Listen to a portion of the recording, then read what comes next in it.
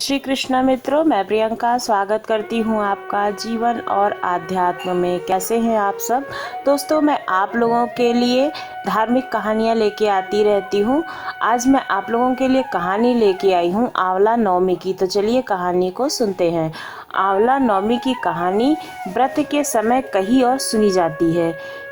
एक राजा था, उसका प्रण था कि वह रोज 1.25 मन आंवले का दान किया करेगा। इससे उसका नाम आंवल्य राजा पड़ गया। एक दिन उसके बेटे और बहू ने सोचा कि जो राजा है यानी कि जो पिताजी हैं वो रोज आंवले का अगर इसी तरह से दान करते रहे तो एक दिन जो हमारा खजाना है वो खाली हो जाएगा। इसलिए बेटे ने राजा से कहा कि उसे इस तरह दान पुण्य नहीं करना चाहिए। बेटे की बात को सुनकर राजा को अत्यंत पीड़ा हुई और राजा रानी महल छोड़कर बेबान जंगल में जाकर बैठ गए। राजा रानी आंवला दान नहीं कर पाए और प्रण के कारण कुछ खाया भी नहीं।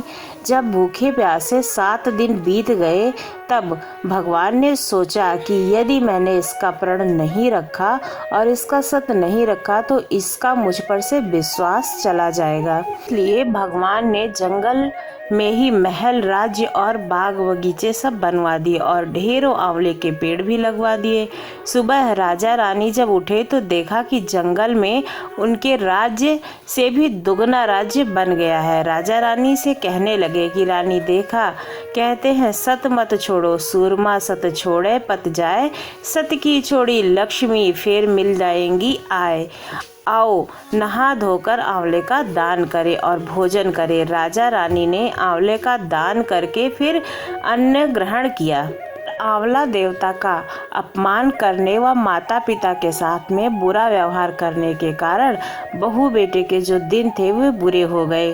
राज्य दुश्मनों ने छीन लिया। दाने दाने के लिए वह मोहताज हो गए और काम ढूंढते हुए अपने पिता के राज्य में पहुँचे। उनकी हालत इतने बिगड़े हुए थे कि पिता ने उन्हें पहचाना ही नहीं और काम पर रख लिया।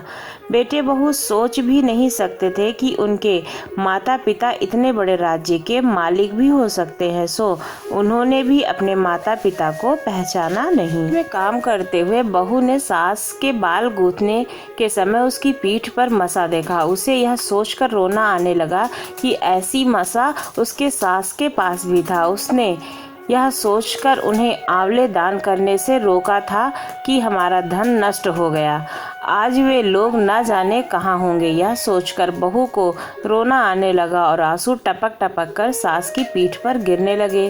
रानी ने तुरंत पलटकर देखा और पूछा कि तुम क्यों रो रही हो? उसने बताया उसकी पीठ पर जैसा मसा है वैसे उसकी सास की पीठ पर भी था। उसने उसे आंवला दान करने के लिए रोका था। इसके बाद में वे लोग न जाने कहाँ चले गए और उनका राज्य भी छिन गया। रानी ने उन्हें पहचान लिया, सारा हाल पूछा और अपना हाल भी बताया। अपने बहू बेटे को समझाया कि दान करने से धन कभी भी कम नहीं होता बल्कि बढ़ता है। बेटे और बहू भी अब सुख से राजा रानी के साथ रहने लगे। हे भगवान, जैसा राजा रानी का सत रखा वैसे ही सबका रखना। कहते हैं सुनने वाले को और कहने वालों के परिवार को हमेशा सुखी रखना। जय भगवान विष्णु।